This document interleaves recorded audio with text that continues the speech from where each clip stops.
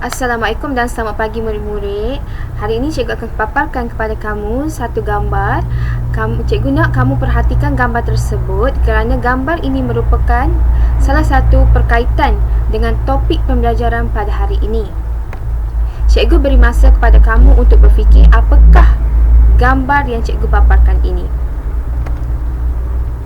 Baik murid-murid, masa pun telah tamat.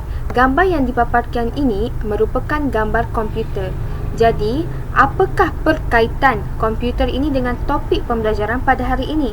Jom kita lihat.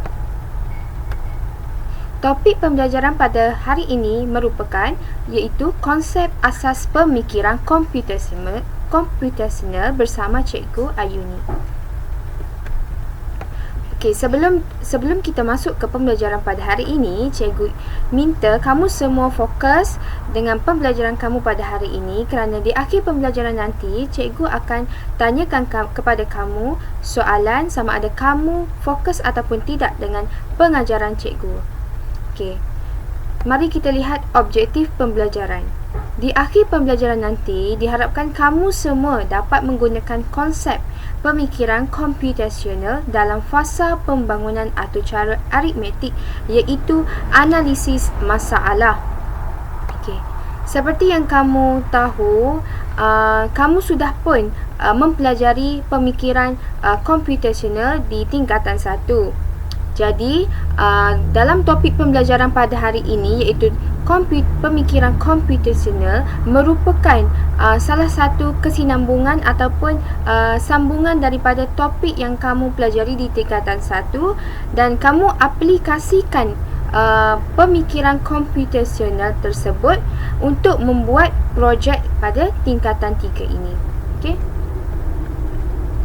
Baik murid-murid, seperti yang kamu lihat, pembangunan atau cara mempunyai 5, iaitu yang pertama, fasa analisis masalah, yang kedua, fasa reka bentuk atau cara, yang ketiga, fasa pengekodan, yang keempat, fasa pengujian dan penyahpepijatan, dan yang kelima, fasa dokumentasi. Walau bagaimanapun, pada topik pembelajaran hari ini, cikgu hanya sentuh mengenai fasa analisis masalah. Bagi fasa-fasa seterusnya, cikgu akan sambung di kemudian hari. Okey. Baik murid-murid, yang pertama, kamu harus tahu apa itu pemikiran computational. Okey, di dalam buku teks Asas Sains Komputer tingkatan 3, kamu boleh rujuk pada muka surat 2. Okey. Pemikiran computational merupakan satu proses pemikiran yang bertujuan untuk menyelesaikan masalah oleh manusia dan juga mesin atau keduanya sekali dengan menggunakan konsep asas sains komputer. Okey, baik murid-murid. Dalam fasa analisis masalah terdapat satu sahaja teknik iaitu teknik leraian. Baik murid-murid, kamu boleh rujuk buku teks muka surat 3 di mana teknik leraian digunakan untuk menganalisis masalah dengan memecahkan masalah yang besar kepada bahagian yang lebih kecil. Okey, seperti yang kamu nampak, ini merupakan teknik leraian yang di mana teknik leraian digunakan untuk analisis masalah dengan memecahkan masalah yang besar kepada bahagian yang lebih kecil. Okey, sebagai contohnya, kamu boleh lihat permainan robot. Okey, robot yang telah disiap merupakan masalah yang besar. Jadi, apabila kamu ingin pecahkan kepada bahagian kecil, jadi kamu perlu membuang bahagian-bahagian seperti tangan, kepala dan sebagainya untuk robot yang telah siap. Okey, yang itu merupakan salah satu contoh teknik leraian. Nanti cikgu akan bagi tahu apakah teknik leraian yang lain, contoh teknik leraian yang lain. Okey. Baik murid-murid, kita ke paparan seterusnya. Okey, baik murid-murid. Di sinilah cikgu ingin seperti yang cikgu maklumkan tadi, cikgu mahu kamu semua fokus dalam pembelajaran pada hari ini kerana nanti cikgu akan bertanyakan soalan.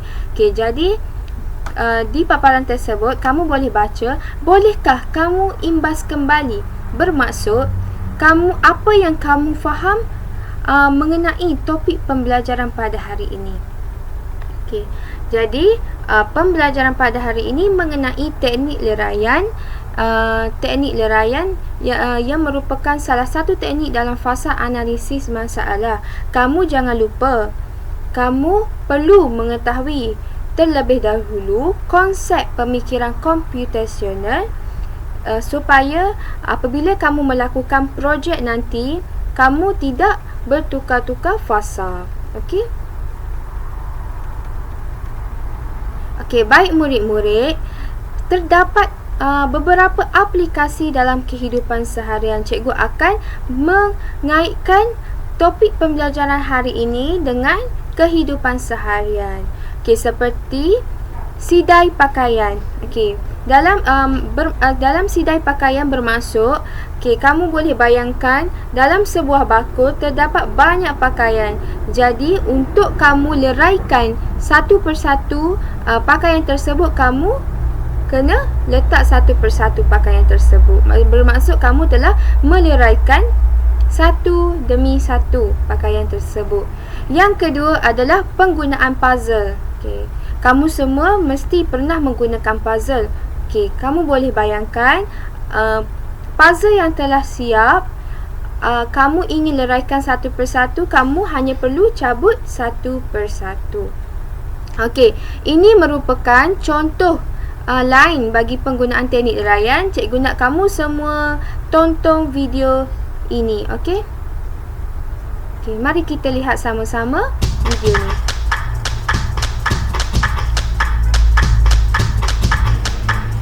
Okey, ini merupakan contoh teknik leraian yang membantu dalam memahami aktiviti memberus gigi.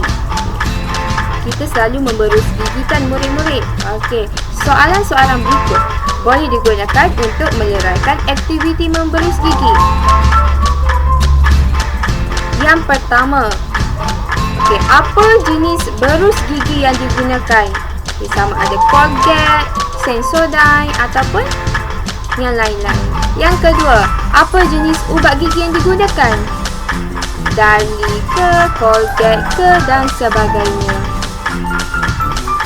Yang ketiga, berapa kalikah gosokan untuk memberus gigi di sebelah kiri dan kanan masing-masing? Tanya pada diri sendiri. Yang keempat, berapakah kuat tekanan berus ke atas gigi? Sama ada awak gosok terlalu kuat ataupun secara perlahan. Jadinya, masalah lebih mudah diselesaikan sekiranya dipecahkan kepada masalah yang lebih kecil, iaitu dengan memberi soalan seperti contoh aktiviti memberus gigi dengan menentukan langkah yang tertib. Okey, baik murid-murid, kita telah pun selesai dengan topik pembelajaran pada hari ini. Sebelum kita bersurai, cikgu ingin bertanyakan kamu, adakah kamu mempunyai soalan ataupun pertanyaan? Okey, jika ada soalan, kamu boleh terus bertanyakan kepada cikgu melalui platform WhatsApp. Okey.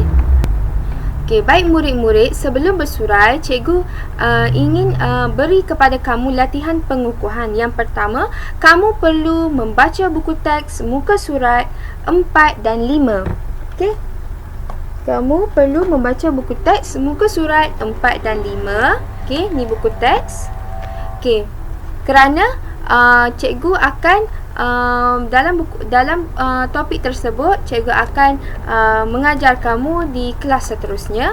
Dan yang kedua, kamu perlu menjawab soalan di buku latihan Asas Sains Komputer tingkatan 3. Dan soalan tersebut akan diberikan di WhatsApp selepas tamat kelas pada hari ini. Okey, dan yang keempat, kamu perlu hantar latihan pada tarikh hari ini juga, iaitu 1 hari bulan 3, masa sebelum pukul 6 petang. Jadi kamu semua haruslah menjawab latihan tersebut untuk mengukuhkan lagi ingatan kamu mengenai topik pembelajaran pada hari ini. Okey, baik murid-murid, selamat mencuba.